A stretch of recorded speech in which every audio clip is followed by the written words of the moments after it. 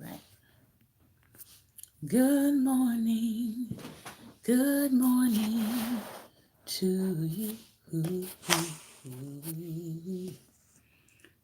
morning.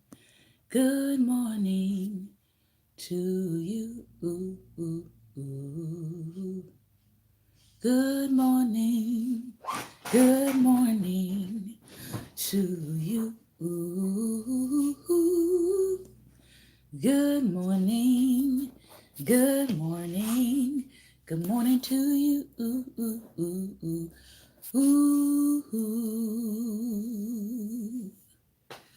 I know it may be a slight blurry on Periscope, but it is crystal clear on YouTube. So I just wanted to say that. Good morning, everyone. Welcome to Daring Dialogues. I am your host, Shantae Charles. I hope that you have been having a great and wonderful day thus far. Today is Finance Friday, Healthy, Wealthy, Wise Friday. And so we are back talking about entrepreneurship. We're talking business principles today. Specifically, we're talking about biblical success. We're going to talk about experimenting, and we are going to talk about leverage. So, those are our three topics today, and we are going to jump right on in. So, again, if you are having some trouble viewing me on Periscope today, you can go to YouTube, youtube.com/ Church Love 333, and I'm also live there this morning. All right. So let me jump into a book I'm going to be introducing as we continue to finish up the Entrepreneur's Playbook and as we continue to walk through Wealth Can't Wait. All right. So you have the 25 Biblical Laws of Success, which I'm just going to introduce today. The 25 Biblical Laws of Success. If you are a business person, I encourage you to get this book. It is written by William Douglas and Rubens Texera. I think that's how you pronounce that. But it's the 25 biblical laws of success. And then we're going to move right into the Entrepreneur's Playbook by Leonard C. Green, followed up by Wealth Can't Wait by David Osborne and Paul Morris. These are business and economic books, but we know that a lot of what we have been hearing has really lined up scripturally with what the Bible teaches us about biblical success. So the first book we're adding is directly talking about biblical success. So I want to start there today, and I want to give you the introduction to this book. The introduction is a question. It says, what does professional success have to do with the Bible? I like the way that this book is set up because whether you are in business for yourself or whether you are working professionally or whether you are retired, okay, these are still helpful principles, period. So no matter where you are in your personal life, right? It's talking about biblical success. It's talking about for business. It's also talking about for life. Ecclesiastes 10:10 says, skill will bring success. Skill will bring success. Now, we like to encourage people that not just your skill needs to be on point, but your character needs to be on point as well. There are a lot of really skilled, gifted, talented people, and their character is not anywhere near the level of where their skill is. Hence, they wind up faltering or failing or flopping or tapping out of the place where they have been put because of their skill. So we don't want you to just have excellent skill, but we also want you to have a character that matches that skill. Good morning to everyone that is in here. Good morning, Lady Barbara. Good morning, Lady Judy. All right. So the introduction is, what does professional success have to do with the Bible? And we're introducing a new book today for those of you who just came in, the 25 Biblical Laws of Success, Powerful Principles to Transform Your Career. There we go. All right. Good morning, Lady Latoya. All right. So let's continue here. So what does professional success have to do with the Bible? The Bible is the greatest manual on professional success ever written. I have to agree with that assessment. Although it is many centuries old, the Bible remains relevant today and shows you the path to success in the job market and in business management, regardless of whether you are religious, spiritual, or not. The 25 Biblical Laws of Success was written to share this knowledge with you. The Bible's teachings have been confirmed by the experience of several respected professionals who built successful careers based on biblical laws, principles, and values. Professionals, managers, and employees can draw on biblical lessons to attain excellence, credibility, and professional achievements. The laws of the Bible are like keys, they work for everyone. Now, just because the laws work for everyone does not mean that um, you are exempt from receiving the most important key out of the Bible, really, which is eternal life. So I think it's interesting that he says this because there are people who spend their entire life working all of the biblical keys except that one. So as we read, I want you to keep that in mind. Yes, the biblical principles do work, but what good is it to attain all of the success of the Bible and leave out the most important key, which is eternal life? If you use the right key, the safe will open. The laws you will learn in this book are keys that will open to you the doors to above average results and success. If you're asking yourself why so little is said about these professional lessons found in the Bible, the answer is simple. People usually see the Bible as a merely religious book. Many apply scripture in a limited manner, obeying only the religious guidelines and skipping over all of the business and economic guidelines that are in the scriptures. All right. Those not interested in religion completely miss out on important lessons that could boost their career. These oversights come at a price, since both the former and the latter miss out on precious wisdom that could solve many of today's workplace challenges. Professional success is a goal that is in part a direct consequence of your personal convictions and values. Success also results from a combination of attitudes, thoughts, and behaviors. Hard work alone will not guarantee lasting success. Success also results from achieving long term professional success.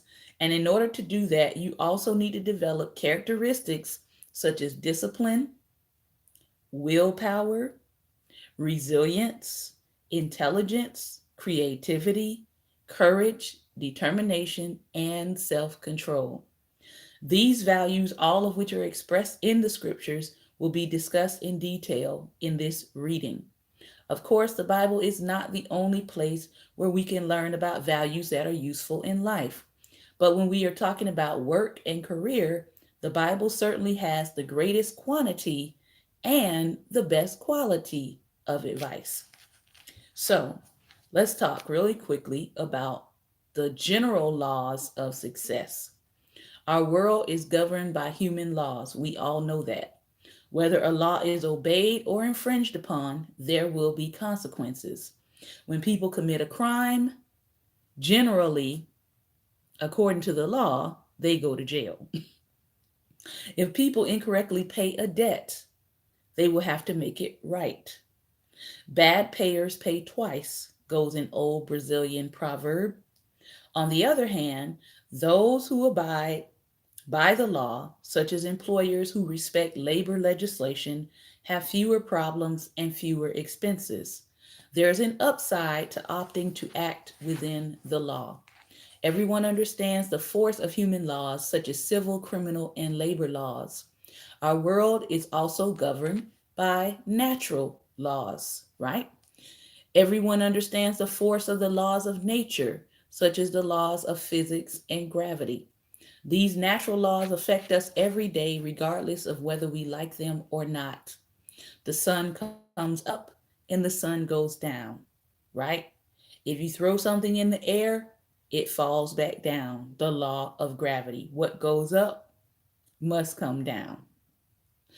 What not everyone is aware of is the existence of yet another type of law, and that is spiritual laws. It's something that we'd like to talk about occasionally on this broadcast. Most people think spiritual laws apply only to matters of religion, but there's more to them than that. Spiritual laws are immaterial laws that don't derive from either human law or the laws of nature. Spiritual laws derive from God, and He is the one that enacted them. These spiritual laws are foundational life principles that can be split into religious laws, which are not the focus of this book, and non religious laws. For instance, when we say that those who do good receive good in return, or those that envy generate bad energy within their life, we are talking about spiritual laws. Man made laws can often be broken without any resulting consequence. Someone who commits murder may not be found out, or due to a technicality, may escape conviction. All right? Laws of nature work differently. They are inexorable, and there will always be consequences for breaking natural law. There's no getting away from them. For example, you may not be familiar with the law of gravity, or perhaps you don't agree with the law of gravity, but guess what? If you jump from a building, you'll probably splatter yourself on the ground below. That's a natural law. And the only way that natural law will be suspended is by a sheer miracle. When someone chooses to ignore such natural laws like gravity, and thereby they suffer the consequences, there is no moral issue per se involved. There is only cause and effect. People usually know how it works and they go along with it. What many people don't know is that the laws of nature are not the only ones easily noticed. Just as the laws of physics, the laws of chemistry and biology affect your everyday life, and just as accurately as the laws of mathematics, spiritual laws also influence your daily professional life and carry a degree of cause and effect. Complying with them will bring benefits to your life. Ignoring them will result in negative consequences. This is why I always tell people obedience has its own reward. That is a spiritual law. Obey God, you will prosper. Disobey God, you will not be prospering. Period. All right? In the case of human laws against crimes such as murder and armed robbery, nobody is found not guilty by alleging that they weren't familiar with the law. Good morning, Deacon Henry. Most times people will say ignorance of the law is no excuse, right? If you are going speeding down a highway and you happen to miss the sign placed on the side of the highway that says 55 mph speed limit, if you're going 60, you're going 65, you're even going 70, and you get stopped by an officer, guess what? He has every right within the law to give you a ticket, even if you say, I didn't know that the speed changed, or I didn't see the sign. They're going to tell you many times that ignorance of the law is no excuse, and they can give you a ticket. All right. So the same is true with spiritual laws. Therefore, it is important to know biblical laws of success and avoid losing opportunities and losing money. Some spiritual laws are so important that compliance is mandatory for those who desire to succeed in their careers. Failure to abide by these spiritual laws results in losses and defeats. Some spiritual laws work by expanding or maintaining success, while some are simply a progression toward your success. Spiritual laws, such as those of wisdom, work, and sowing, among others, cannot be put on the back burner. Either you follow them or you won't get very far in your career or in life. Other laws will serve to bring you greater personal equilibrium and happiness. For example, spiritual laws like serving your neighbor, love your neighbor, those are not necessarily mandatory, but they do bring a measure of success to your life. We know that according to what we believe, love your neighbor as yourself is a command. All right. One can be professionally and financially successful without becoming a all-out philanthropist. Andrew Carnegie, Warren Buffett, and Bill Gates, however, decided to share their fortunes. That is a personal decision.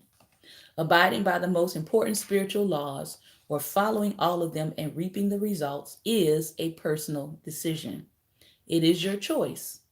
If it is correct to say that the happiness of an achievement is impossible without the effort of striving for it, then it is also true that the more you apply spiritual laws of success, the more successful you will be. So, what kind of success in your life do you desire? Although this particular reading is focused on professional success, it is good to remember that there are other kinds of success, such as personal success, spiritual success, social success, and financial success. You have to take these also under consideration in order to achieve balance in your life.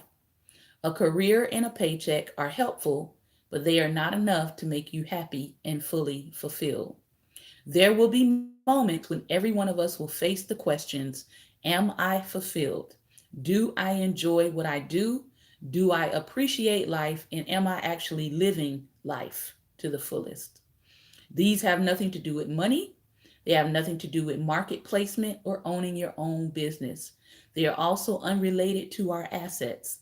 Living in a nice house and owning a great car are pleasant for sure, but there are many people who own these things and they are not satisfied. Being interested only in professional and financial success and forgetting your family or forgetting your personal success, reputation, and credibility and social respect is a risk. Once more, this is an individual choice. Nevertheless, all of those things are aids to developing your career and increasing your finances. And of course, good health and family are indispensable to a better life. There is another dimension of personal fulfillment beyond material success, which is characterized by an inner state of peace, security, gratitude, and happiness.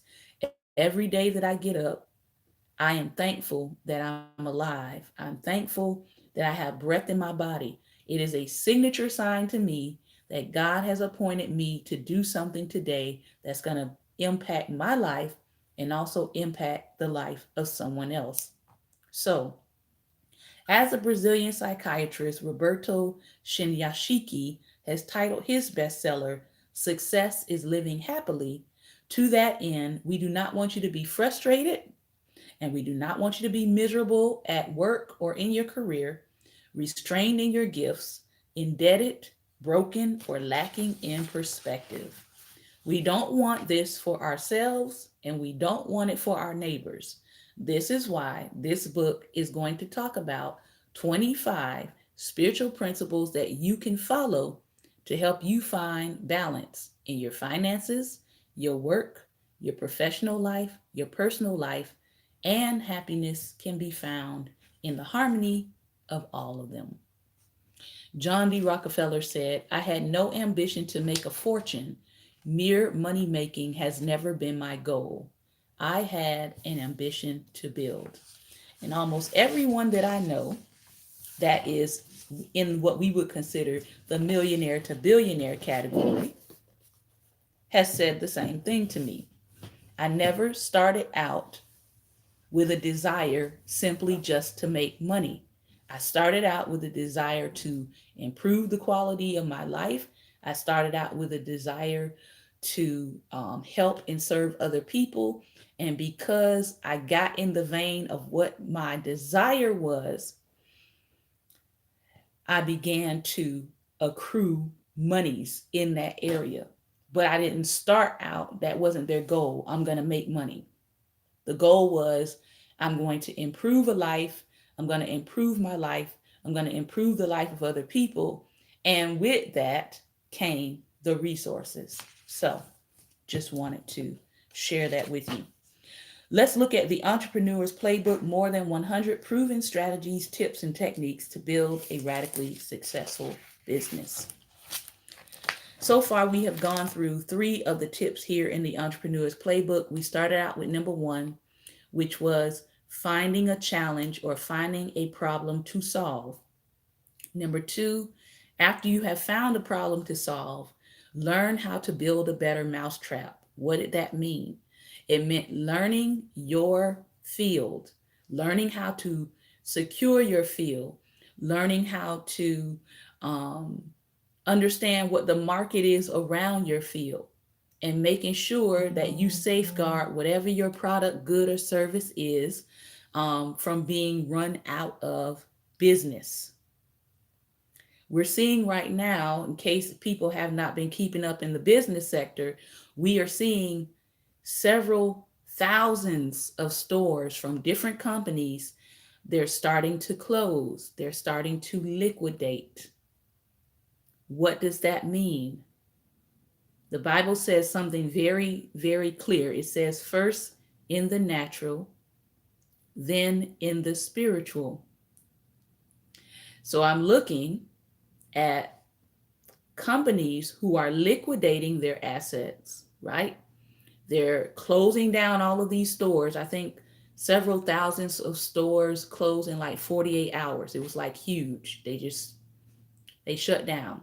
So that means that people are out of jobs now, and they're going to be looking for employment or looking to start a business. Notice that this has happened right before tax season or tax time, tax filing. Some people are starting to get their returns back. If you started filing at January 28th, I believe was the initial opening. All right.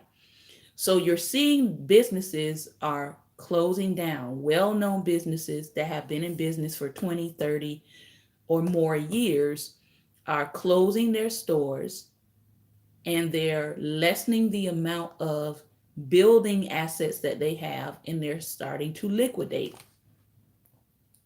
On the other side, while the business world is liquidating their assets, I noticed that the religious sector is picking up more physical assets. There more people are buying buildings. So I'm looking at these patterns and I'm saying, do we not understand what is going on?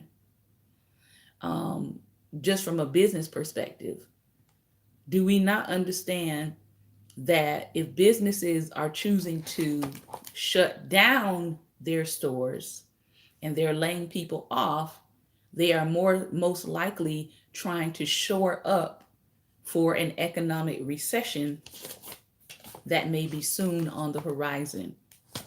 All right. So we talked about finding a problem to solve, building a better mousetrap, being passionate and ready to make mistakes, being passionate about what you are involved in, but also being ready to make mistakes and knowing that you may not get it right the first, the second, or the third time. Today, we're going to talk about principle 4, which is experiment. Experiment. He says, the writer says, even though I spend part of my time teaching, I believe most of the nation's schools have put us at a disadvantage. Now, there are very few teachers right now who would admit that. The reason is simple. The way we were taught to reason works well if we are facing a predictable future, but not so much in the world as it is now. No one would say things are getting more predictable in the world right now. The approach we were taught to use to solve problems certainly doesn't work well if you're trying to create anything new. All you have to do to see is to revisit the steps you were taught in planning your future. You remember the logic that you were instructed to follow as a student. Number one, you, your parents, teachers, or bosses forecasted how the future would be. Number two, you'd construct a number of plans for achieving that future, picking the optimal one. All right? That was how it started out. Number three, you'd amass all the necessary resources, good morning, like education, money, etc., to achieve your plan. And then number four, you'd go out, make your plan a reality, taking the most direct route. As I said, when tomorrow is going to be a lot like today, this approach works just fine. But what is a very smart approach in knowing a predictable and knowable future is not smart at all when things cannot be predicted, like when you're trying to get a new idea off the ground. All of that planning goes right out the window when you hit your first unexpected obstacle, and that is likely to occur on day one. All this raises an obvious question.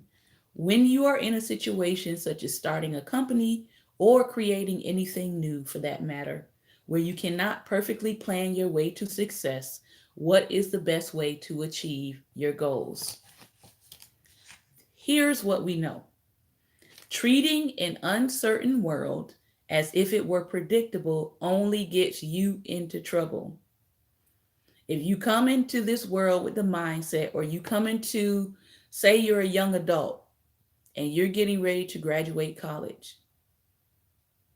If you're graduating college in 2019, you must understand that there are very few sectors you can go into right now where you're going to be set up in a job where you can work 20 years and retire.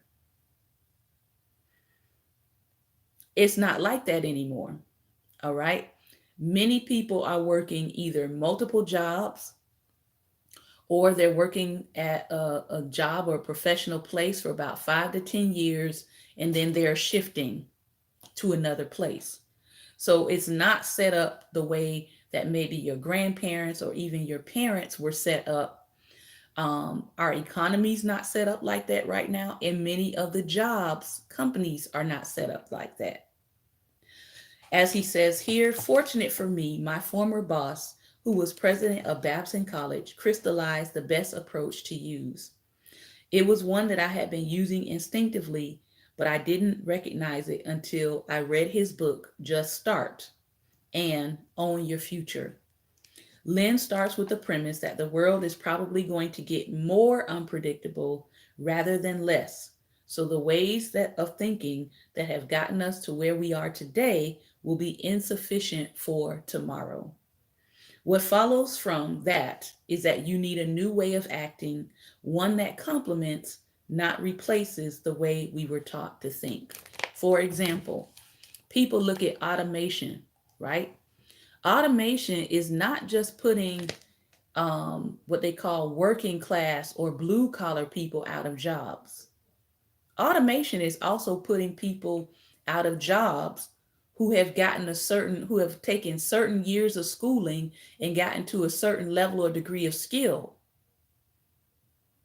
that now a computer can do. All right. So even in that small thing, you have to look at, where is automation going in the future? Do I want to be trying to figure out automation, or do I want to begin investing in automation? What's going to be more beneficial for me down the line? Should I invest in tech companies that are creating the new technology for automation so that I'm earning income off of what is being created? Or do I want to be on the other end of that struggling to learn how to operate new technology, right? In order to stay relevant in our current society and market. So you have two ways of looking at it. I can be over here struggling to learn the technology, or I can invest in the creation side of that technology and have a residual income based on my investment in that technology. I'm going to say this one more time because I know people still don't get it. I've been saying for at least 2 years now for people to invest in melanin. Why do I say that? If you go and look at the stock market, melanin is traded on the stock market. Melanin is worth more than gold. All right. So I know people are saying invest in gold, but I'm going to tell you invest in melanin. Then I'm going to tell you go and research where melanin is used, how melanin is used, and why melanin is more worth more than gold. All right, that was your investment tip for today. Much will remain predictable, and you don't want to abandon a set of skills that works well in certain situations. Lynn reproduced or reduced his idea for dealing with uncertainty, and again, there's nothing more uncertain than trying to create anything new, to a simple formula. You figure out what you want to do, and here's the steps. You act, you learn, you build, you repeat. Number one, you act by taking a small step toward your goal. After you do, you pause to see what you have learned. Number two, you learn. You incorporate that learning into how you are thinking about achieving your goal. Number three, you build. You build off that learning in preparation for taking your next step. Then you repeat the process, which is the last step. You take another small step, you pause to see what you learned, you build into that learning into what you do next, and then you take another small step, and so on. That cycle continues until you succeed. No, you are not going to, or decide there is another more appealing opportunity to pursue.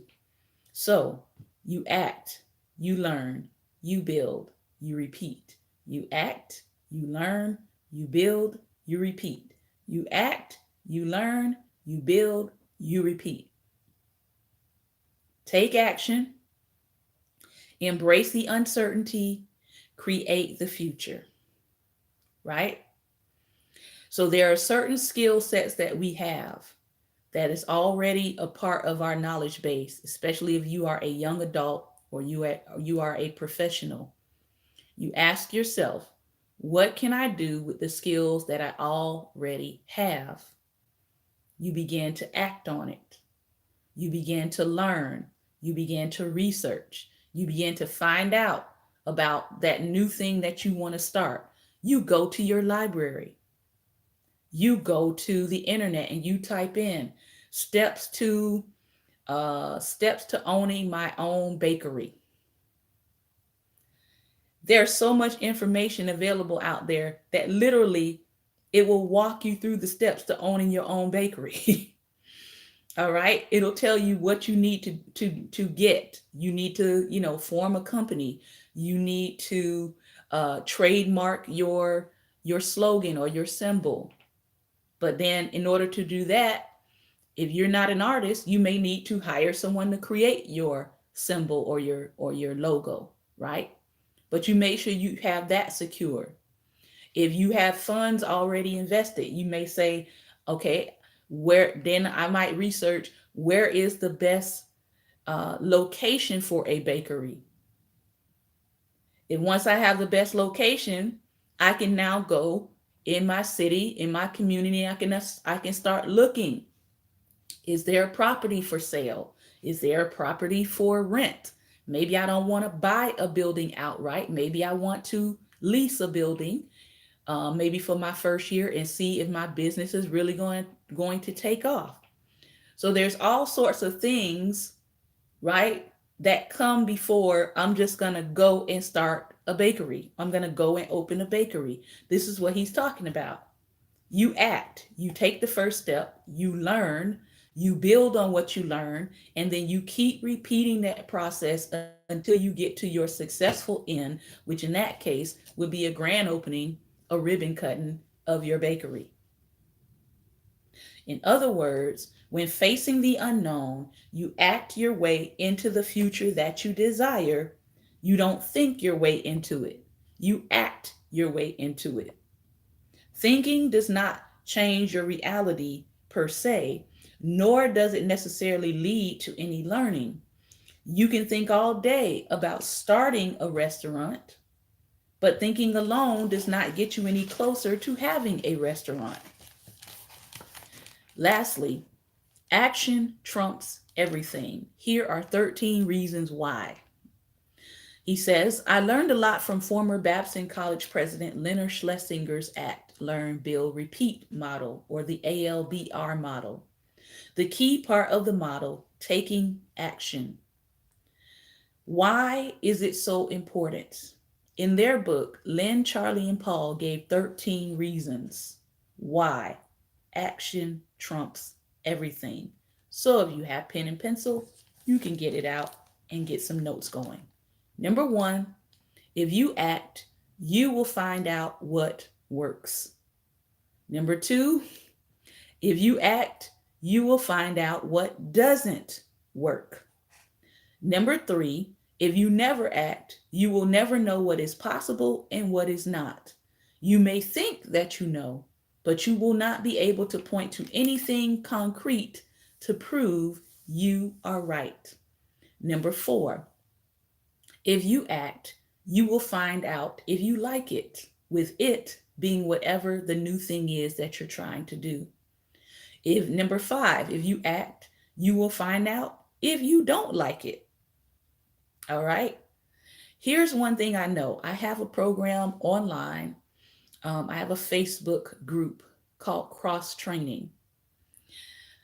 I started cross training, I think, probably in about the year, had to be early 2000s. I started cross training, and I was doing small group classes, small group new believers classes for the ministry that I was a part of.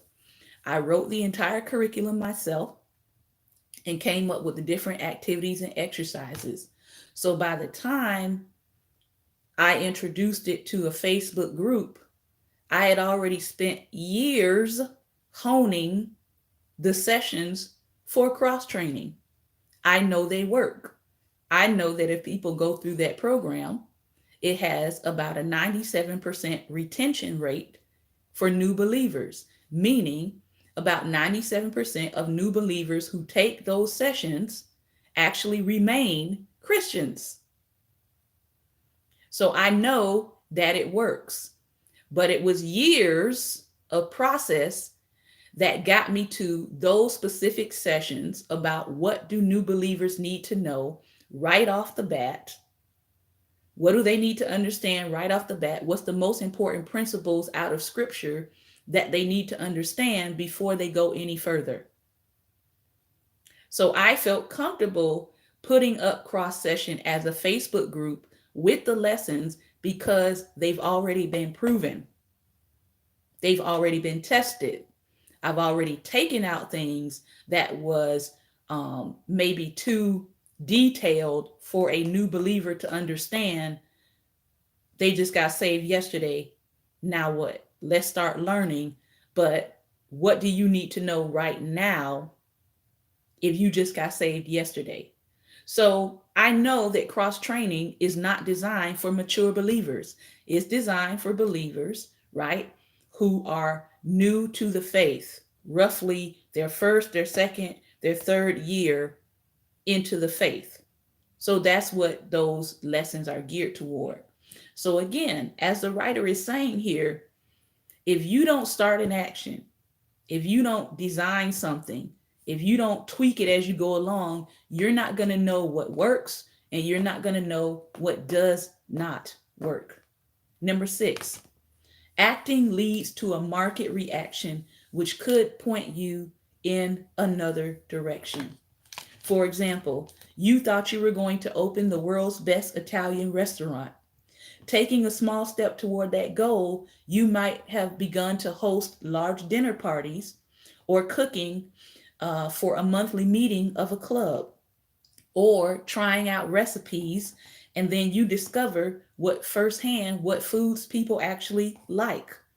It turns out that people might be raving about your cooking, but were surprised that you didn't want to talk to them. You, in turn, might have been discouraged by the experience. You might hate interacting with people. And the idea of doing the logistics of finding a space and dealing with a constant turnover of servers made you break out in a cold sweat. Then you realize, I don't really want to do this. You learn that you like cooking, right? But you weren't crazy about all the other parts that go with running a restaurant. So again, if you don't begin to act, if you don't begin to try things out, if you don't begin to experiment, you're not going to know what you do and do not like. So you might like cooking, but you might not like the parts of restaurant management. So a better idea might steer you towards a cooking show, right? Or a better idea might be that you do your cooking and have somebody video you and do a cooking video. Or if you enjoy cooking, you can do video, have a photographer there who is watching you prepare your dishes and taking pictures of your final presentation, and you can publish your very own cookbook as opposed to trying to run a restaurant, and that's not the skill set. Neither is it your passion or desire to do so. All right. Number 7, as you act, you can find people to come along with you. For example, in talking to your suppliers, you might end up meeting the world's most organized person. They might know how to run your day to day operations, and you might be able to convince them to become an owner in your business, or a percentage of your business goes to them, or in profits, maybe for helping you in your day to day organization. Number 8, as you act, you can find ways to do things faster, cheaper, and better. This is one reason why, just going back to my earlier example, this is one reason why I chose to put cross training online as a Facebook group. Because now, when I meet people and I lead them to the Lord, they don't have to wait on me to establish or set up a classroom, all right, for them to come and learn. All I have to do now is say, hey, let's go to your Facebook page. Are you on Facebook? I sure am. Let's go to your Facebook page. All right, type in cross training. My group comes up. Go ahead and add yourself to this group, and you can begin taking the lessons now that you're saved. This will take you through about 7 weeks of lessons that you can do independently. And if you have any questions, you can communicate with me in the group. You can inbox me. We can meet again if you have any questions. And so that starts that person on what they're going to need anyway if you're living a life in Christ, which is an independent personal walk with the Lord and study, right? So I found a way to do something that I was doing for years, trying to get people to come to a setting to learn for 7 weeks when everybody's schedule is all over the place. Some people could make the sessions, some people had to work, some people had children, right? So sometimes I would have to reschedule sessions, but I don't have to do any of that now because I have a Facebook group you can be added to, and you can take the lessons at your own pace. And now, guess what?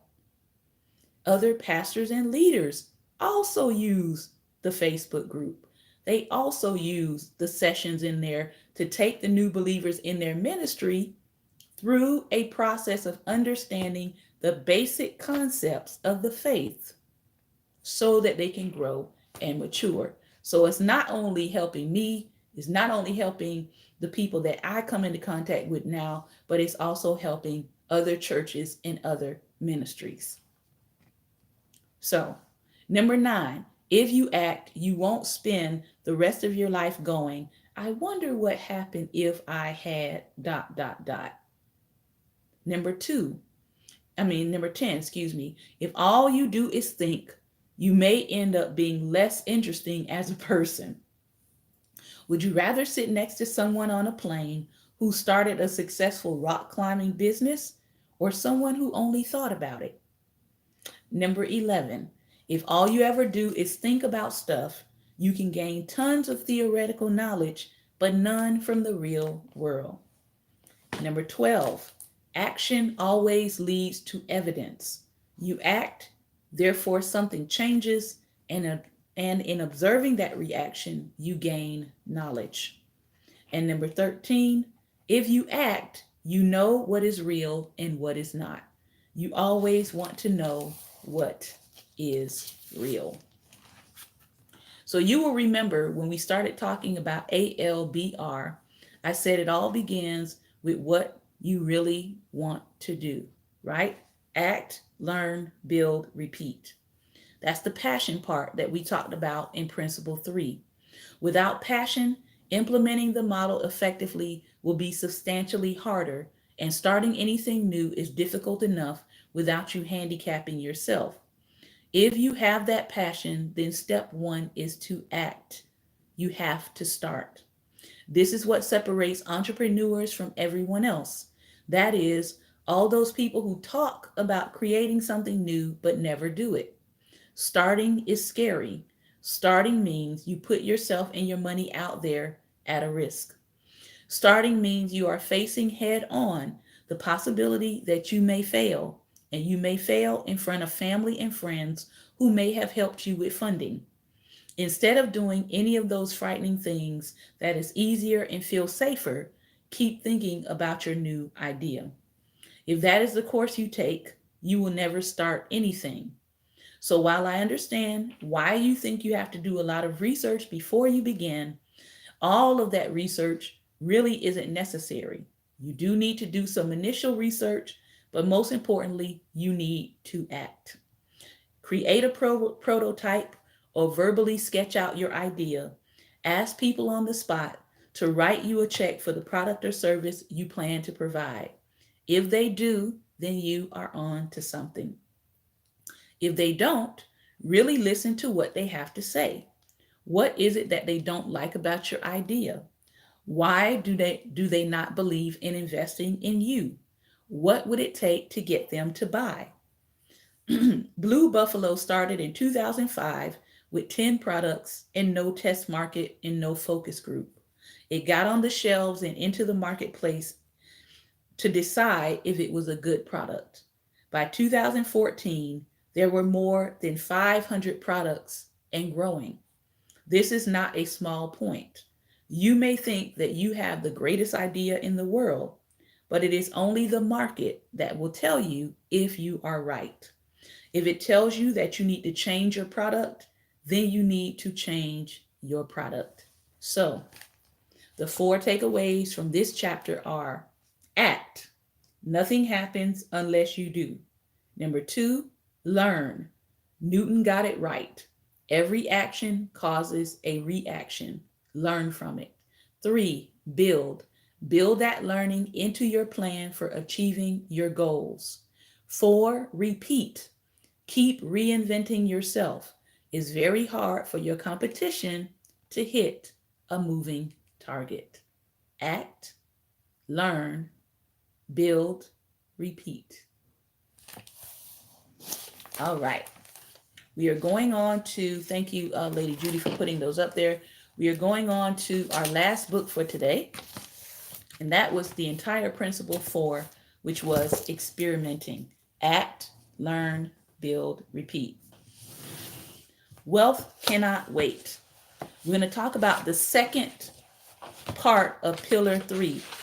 Pillar 3 is magnify your effectiveness and power through leverage. And remember, again, we talked first of all about systems leverage. Systems leverage, right? If you don't have any standards, if you don't have a system, act, learn, build, repeat is a system, right?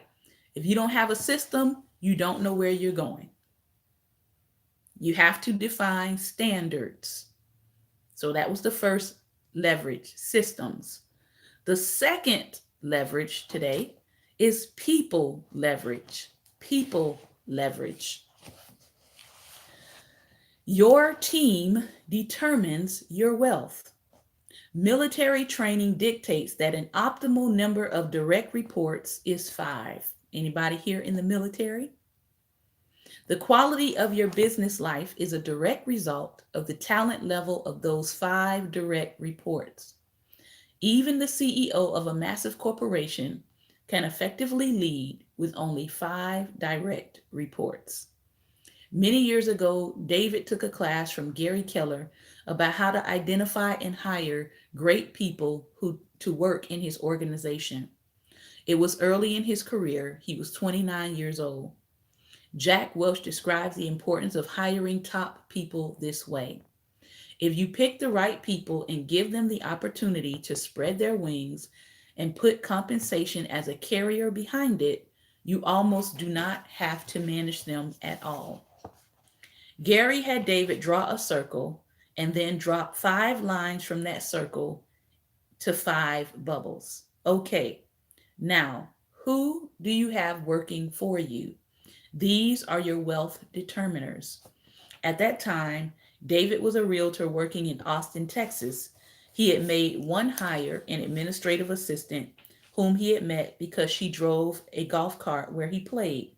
She seemed nice enough, but she wasn't that great. She was worse than terrible because she was fairly effective when she was on task, but she was only on task 50% of the time. Her competence while she was on task lulled him into believing that she might work out, but he needed to fire her. He didn't want to treat anybody poorly, so they coexisted for nearly 18 months. But by the time David took this class, the student was ready. He drew one circle under his name, and it was her. The realization hit him hard. There was no way he could carry out his vision with her running his administration. He needed to fill those 5 bubbles with serious talent. With that realization, he went straight back to the office and wrote out a plan on how to get out of business with this woman. Then he went about hiring talent. He failed many times, but made it his mission to become great at identifying and hiring talent. He became so committed to this concept that he made his number one business goal to have 5 direct reports who made over $1 million a year. He knew that if he could achieve this, he would be very successful, and having that goal attracts major talent. So, what was the outcome of David's plan? Today, he has 3 guys who run businesses for him who make more than $1 million a year. So he's about 60% there. His organization has close to 15,000 people in it. Just imagine where he will be when he gets the 4th and 5th spots filled in his team. The process of creating a great team. When creating a great team, you can use Paul's notion of being rule bound when hiring. Develop standards in advance and stick to them. You might miss some great hires because they fail on certain fronts, but it is better to pass on a few good people than to hire a single bad person. Hiring is an art, not a science. People look at his team and think, you are surrounded by superstars. No wonder you create great results. And then time and time again, people try to duplicate this and fail. Here is what his administrative team looks like. He has a senior staffer who has been with his company for more than 10 years. She is beyond world class and he pays her well. He knows what she wants her future to look like, and so he's helping her to get there. He's also had an executive assistant for more than 6 years. They have never had someone like her on their team before in this position. She is a rock star. That's the truth. Here's what people don't see: the years, not months, where he failed one executive assistant after another. The average lasted for 6 months. Paul remembers how nervous his current executive assistant was at the 6 month mark.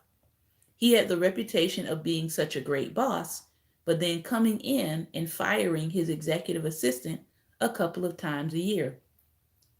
5 years later, that is completely forgotten. Paul uses the same hiring process for his leadership team: find the best, find out what motivates them, hire them, create an environment that supports them. If they are working out, they keep working. If they're not working out in 90 days, he fires them and starts over. He hates this process. He hires people he likes and who he believes will add value, but he is committed to hiring world class people. In his business, the mission critical position generates the business for his office. Paul has 5 world class leaders on his team. The longest leader has been with him for more than 10 years. The newest has only been there for a year. Very few people in the entire company have folks like these, let alone 5 of them. What people don't realize is that Paul does make hiring mistakes. If Paul's hire is not world class, he lets them go quickly. He makes a great hire. He does everything he needs to do to keep them. He discovers their dreams and aspirations. He figures out how to be a vehicle to get them to where they want to go. He acts, he learns the person, he builds, and if he can't build, then he lets them go and then he repeats the action. Same principles, you're just hearing it from a different perspective. All right. So, Wealth Accelerator for today: get the right people in the right positions under the right conditions. I'll say it one more time: get the right people in the right positions under the right conditions. Most of us hear this in business, but I also hear it spiritually. Get the right people in your life, get them in the right positions in your life, get them in under the right conditions in your life. You do not want someone in your life who's in your life under the wrong condition, because guess what? When the condition changes, they will change. So if someone enters your life under the conditions, um, say you're doing bad, and so that's the condition under which they entered your life.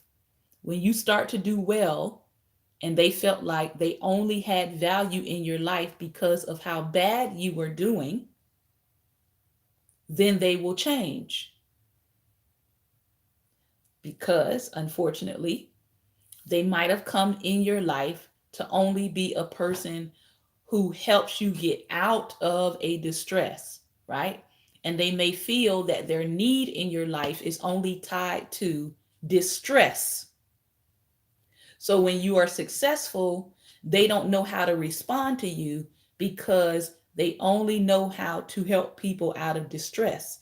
They don't know how to function and operate when a person is not in distress and doesn't need them in that capacity. So again, get people in your life under the right conditions, in the right position. All right.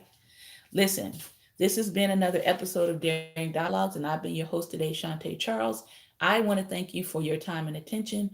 I hope I have said something today that was helpful to you to apply in your life, whether you're in a career setting or whether you're in an entrepreneurship setting. Remember, light is the most daring opposition to darkness, so please go out today and be light. Take care and have a wonderful, wonderful Friday and weekend.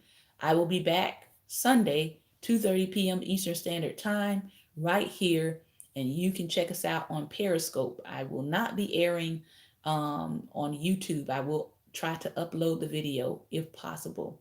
But we will be on Periscope Sunday at 2:30 p.m. Eastern Standard Time. We're continuing our study, Jesus, our superior, coming out of the book of Hebrews. We'll be on Hebrews chapter 8. Take care.